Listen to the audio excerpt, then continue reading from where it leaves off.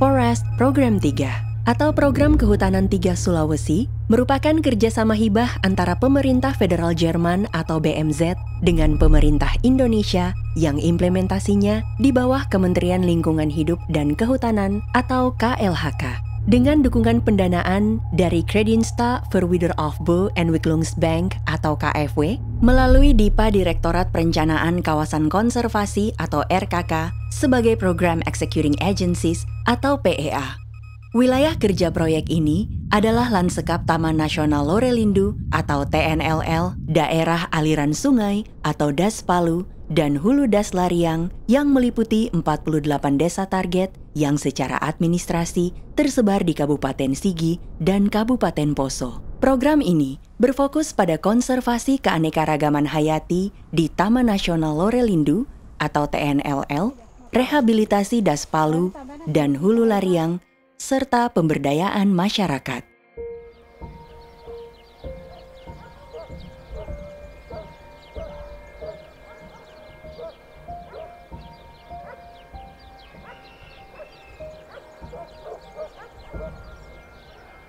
Aktivitas kami sehari-hari membuat kokedama dari sabut kelapa.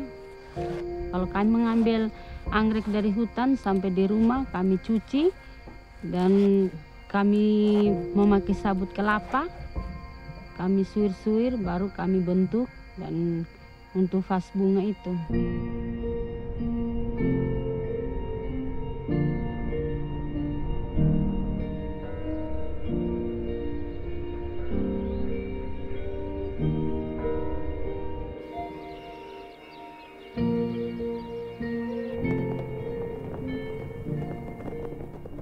Nama saya Nuriana, jabatan saya di kelompok wanita tani anggrek ini sebagai ketua.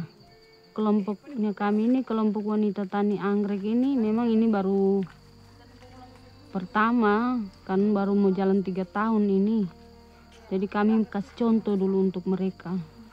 Yang mereka lihat dulu kami punya aktivitas, apa bagus ini kelompok ini untuk budidaya tanaman anggrek. Selain untuk menunjang pendapatan untuk tanaman hias, kami kasih contoh dulu sama mereka. Tapi ada juga yang saya lihat yang memang tergerak hatinya, ingin membentuk kelompok, ingin masuk di kelompok kami. Di Karunia ini kan hutan dekat sekali dengan jalan, jadi kami bisa cari sendiri di hutan. Jadi sering berjalannya waktu, kami bisa mengerti dan menambah ilmunya kami juga, terutama saya ini sebagai ketua kelompok. Saya memang masih nol besar, tapi dengan adanya ini pendampingan dari KPPA dan fasilitasi FP3, kami itu sepertinya dibangun kembali kelompok kami itu. Jadi bagaimana kami bersemangat. Lihat saja ibu-ibu kalau mencari anggrek, karena dia tahu ada yang fasilitasi, ada yang mendampingi. Kami tidak berjalan sendiri. Pengalaman juga sudah dalam kelompok itu sering diundang ikut pelatihan-pelatihan. Jadi saya lebih tahu di situ tentang bagaimana membina kelompok itu.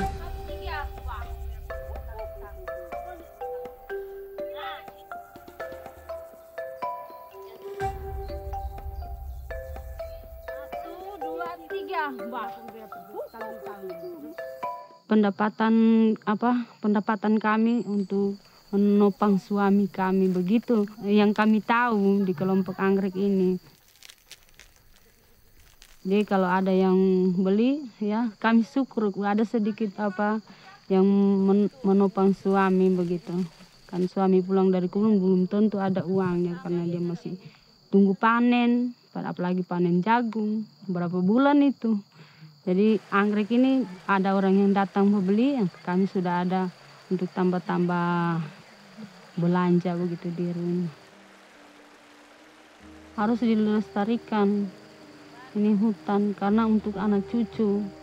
Kalau hutan sudah rusak, anak-anaknya kami nanti tidak bisa lagi lihat ini hutan yang cantik, yang banyak anggreknya. Sedangkan kami saja mencari anggrek itu, kami ambil kalau ada satu begitu, satu yang di atas pohon kami ambil, dan yang bisa kami budidaya kami ambil, tapi dia punya induk harus ditaruh lagi di habitatnya begitu, supaya ketika anak cucu kami melihat nanti, oh masih ada anggrek di sini. Kami juga tahu ada di sana itu tempatnya. Yang kami budidaya itu yang kami pilih saja. Tetap induknya kami simpan di situ supaya jangan habis nanti. Kalau menanam pohon itu harus, karena di Karunia ini kan sering banjir longsor. Jadi kalau ditanam pohon kan itu bagus, lebih bagus. Kalau tidak ditanam pohon mungkin 10 tahun ke depan atau 5 tahun ke depan sudah hancur semua desa Karunia ini, karena banjir dari mana-mana. Keluar semua batunya, longsor lagi. Kalau ditanam pohon, itu jadi program itu sangat bagus sekali. Di sini masyarakat sini mendukung sekali tuh namanya tanam pohon. Kalau tahun 83 itu kami datang sini, hutannya itu masih asri, masih alami begitu. Setelah kami tinggal di sini kan, kami ini sebenarnya bertani, suami-suaminya kami bertani, tapi karena penghasilan pertanian itu belum ada, jadi suaminya kami itu biasanya ambil rotan, ambil tebang kayu. Begitu kami lihat kan semua rusak hutan ini, sementara orang masih merajalela terus ambil kayu itu, karena hanya itu pendapatan. Jadi suaminya kami itu berusaha bagaimana caranya itu untuk bertani supaya jangan kami lagi ambil yang dari hutan. Nah, setelah ditambah dengan program FP3 ini menanam pohon, dibuatlah aturan di situ untuk desa ini, untuk bahwa tidak boleh menebang kayu sembarangan.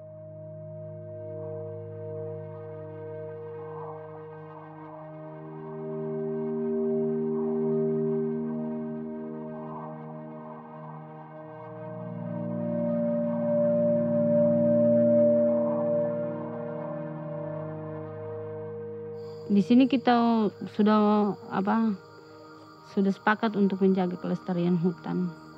Jadi bukan hanya saya yang punya harapan begitu, semuanya. Ini hutan harus dilestarikan.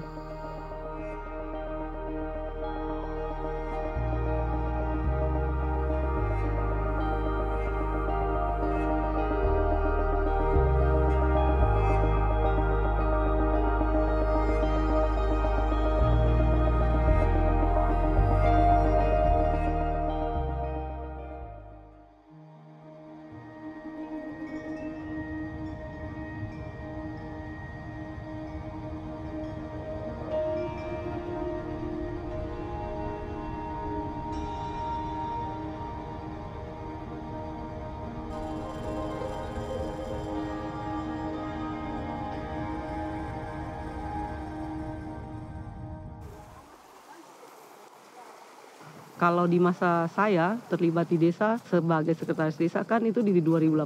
Sebelum itu saya di 2009 mulai terjun di desa itu sebagai bendahara. Memegang uang, mengeluarkan, mencatat, dan membuat laporan. Sampai berkembang menjadi membuat perencanaan. Itulah yang cikal bakal saya menjadi sekretaris desa. Saya Hasna, sekretaris desa Matawe sejak 2018.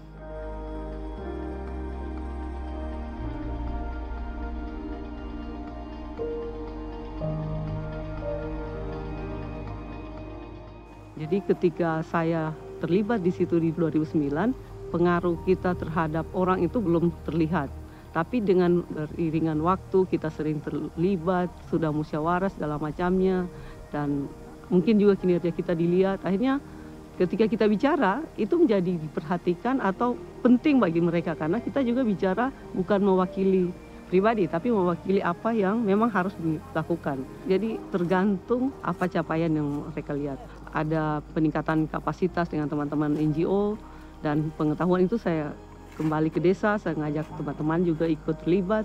Ruang-ruang itulah yang dimanfaatkan juga perempuan-perempuan ketika ada musyawarah, keterlibatan mereka juga sudah berani menyuarakan apa yang pantas untuk dia suarakan. Berani untuk bicara di depan.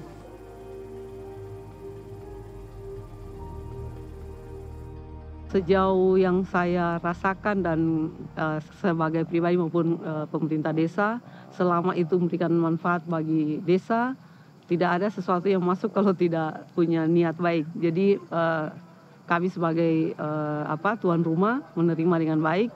Kemarin kita sudah difasilitasi dan hari ini masuk lagi ada kelompok lembaga pengelola konservasi desa.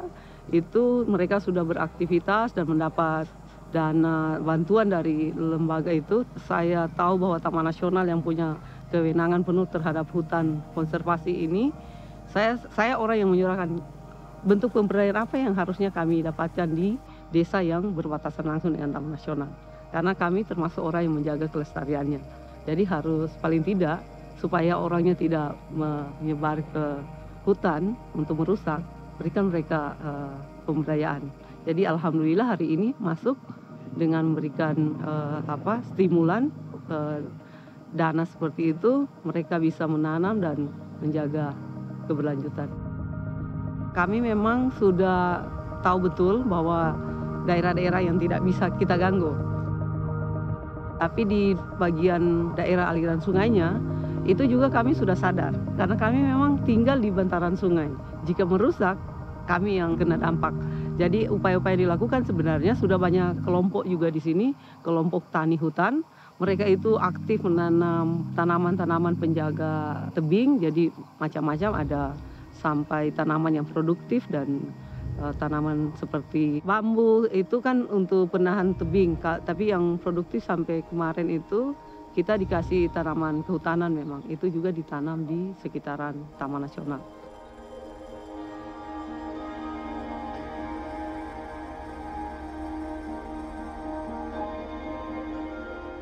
Kalau bicara hutan, kita memang sudah tidak bisa lepas dari hutan. Karena bisa dibilang kalau hutannya sudah rusak, kita tahu betul, maka yang dampak yang paling ini kami yang ada di sekitarannya, yang paling dekat. Air yang kita nikmati di rumah itu juga dari hutan.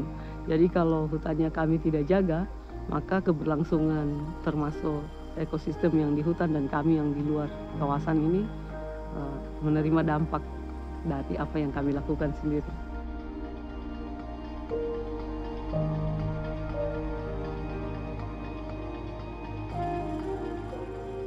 Saya lahir besar di sini. Kalau urusan kayak tadi membersihkan segala macamnya atau berkebun apa segala macam itu bagian hidup saya, bagian masa kecil saya. Sampai pun sekarang saya masih melakukan hal-hal itu.